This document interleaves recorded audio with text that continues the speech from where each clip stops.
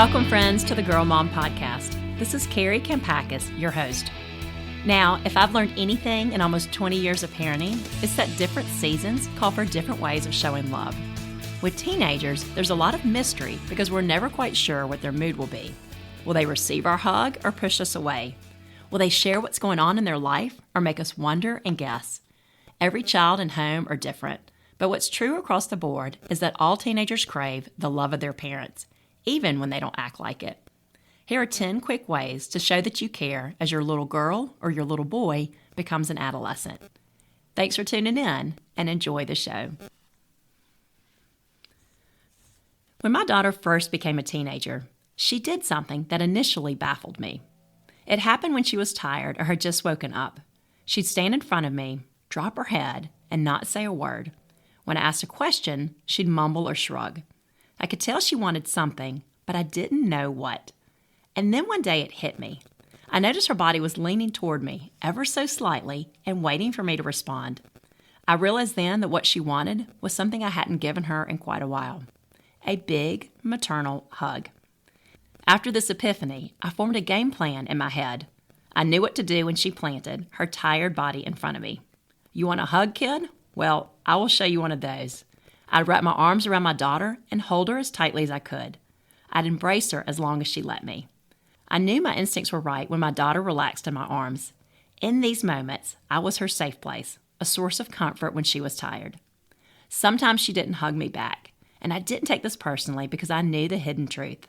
I knew that she still craved my love and affection, but she didn't want to ask for them. It's easy to forget this as our kids grow up, isn't it? When they're little, we distribute hugs and kisses freely because they're so cuddly and cute. They run up to us with outstretched arms, and it's hard to resist sweeping them up and planting kisses all over them. But as our kids grow up and mature, they want space and privacy. They stop running to the door when we come home at night and stop giving us the rock star treatment. As hormones kick in, their cues get harder to read. We aren't sure when to try to connect and when to simply back off. This is why I try to love my teenagers regardless of whether they love me back. I try to show affection even if it's not reciprocated. After all, that is the essence of unconditional love. That is how we love our children with no strings attached.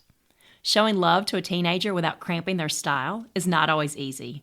But besides showing affection, here are 10 easy ways to show that you care. Number 1, listen. The older kids get, the more important it is to listen. We as parents have no idea what it's like to be a teenager today, or what it's like to be our child, and the only way to truly understand that is by listening and asking good questions. Teenagers want to know that their thoughts and opinions matter. Sometimes we have to take off our parenting hat and let them talk freely, honestly, and without fear of getting in trouble. I know a father who used to have car time with his teenage son when they got in a heated debate. They ride around town to hash things out. During the car time, his son could say anything, but once the ride was over, so was the discussion. This dad would make his final call, and sometimes he would change his mind after hearing his son out. Teenagers have a lot to figure out, and they need sounding boards and mentors. When we learn to listen well, then they're more likely to come to us with problems and questions. Number 2, treat your teenager with dignity and respect. Donald Miller once said, "People won't listen to you unless they sense that you like them." This is especially true with teenagers, who can tell when we speak from a place of real love. Parents love to commiserate about the misery of raising teenagers, often in the earshot of teenagers. And while some complaints hold truth, they don't build trust or goodwill. How would you feel if you overheard your parents griping about you? Would that make you want to open up? Would that make you want to share your heart or put up a wall instead, saving your best behavior for someone who appreciates it? The golden rule applies to adolescents too. Since overt criticism doesn't make anyone feel loved or accepted, it's safe to assume that our teenagers feel the same. Number 3, love their friends. As our teenagers pull away from us, they gravitate toward their friends. The influence of their friend group magnifies significantly. Anyone important to my children is someone who I want to know, and it's worth the time and also lots of fun getting to know people who will shape who our teenagers become. Number 4, spend time together. One perk of having older kids is getting to enjoy their company like we would an old friend. The options are wide open when it comes to engaging with our teens, and a good place to start is just doing what they love. Activities like hiking, watching movies, skiing, cooking, exercising, doing yoga, going to concerts, eating at cool restaurants, traveling, playing sports, the list goes on. Every family is different, and whatever thing we bond over with our teenager can go a really long way in building memories and trust.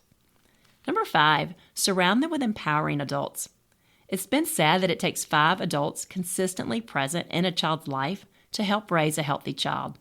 While parents undeniably have the greatest influence here, there comes a day when our children realize that we have to love them. We're biased because they're ours. Especially in the teenage years, our encouragement isn't enough. They need other adults to believe in them and in their potential. Grandparents, aunts, uncles, and family friends can create a great village around your child. So can the people on the front line, like their teachers, coaches, small group leaders, and youth pastors. We can't make anyone love our child, but we can pray for positive influences and role models in their life. Number 6, be ready to drop everything when they want to talk to you.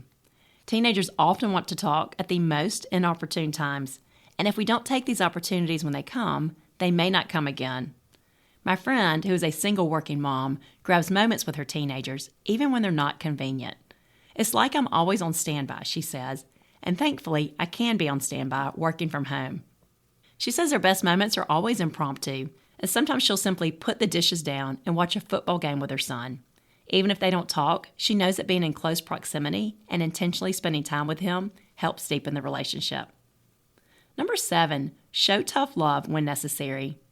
Teenagers won't understand every choice we make as parents. Only time and maturity will change their perspective. Youth pastor Cameron Cole says, "We aren't parenting for our 16-year-old to like us. We're parenting for our 40-year-old to respect us." To me, this means keeping the big picture in mind, setting healthy boundaries, and letting our kids face the consequences of poor choices and mistakes. Number 8, pray for them and empower them through faith. Prayer is our most powerful tool as parents. God loves our children more than we do, and He has a unique plan for each child. Through prayer, we gain wisdom, strength, and clarity into His plan. Teenagers long for something to cling to. They're wrestling with their purpose and their identity. This makes adolescence the perfect time to empower them through faith, to present God as their hope in the storm and the one thing that will never change, even as the rest of their life does. Number 9, encourage healthy risks. Today's world expects perfection. There is no margin of error allowed, and to no surprise, our kids are scared to death to fail. But adolescence is a time for healthy risk-taking. It's a time to practice being brave, facing fears, and gaining confidence by doing things outside your comfort zone.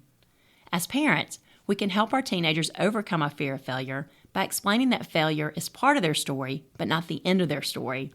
We can remind them how the road to success is always paved with adversity and most likely some failures too. And when better days come down the road, we can cheer for them on a deeper level because we know the backstory behind their success. And number 10, see the good in them. A mom once told me about her college-age son who brought home suitcases full of wet towels for her to wash. He'd get off the plane looking like a refugee because his schoolwork was so intense and he was exhausted from studying. She wanted to comment on his appearance, but she didn't want criticism to be his welcome home. So she bit her tongue instead and hugged him. Having limited time together, she wanted to make the most of it. It's so easy to let our kids' shortcomings blind us to their good. It's easy to let their messy room or their bad attitude become our focal point. While we certainly have a responsibility as parents to instill values and characters and good attitudes, we also have to see the good in our children. We can remember that when God looks at us, He sees potential. He sees who we can become, and He loves us according to that. With our teenagers, we can do the same.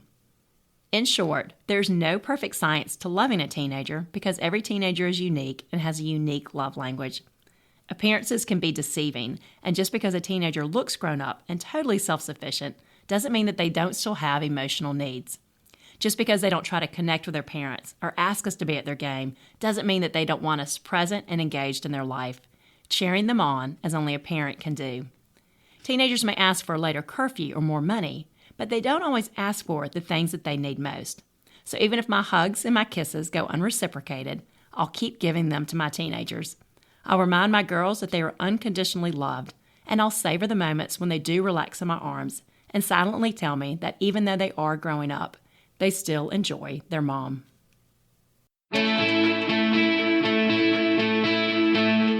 Friends, thank you so much for tuning in today.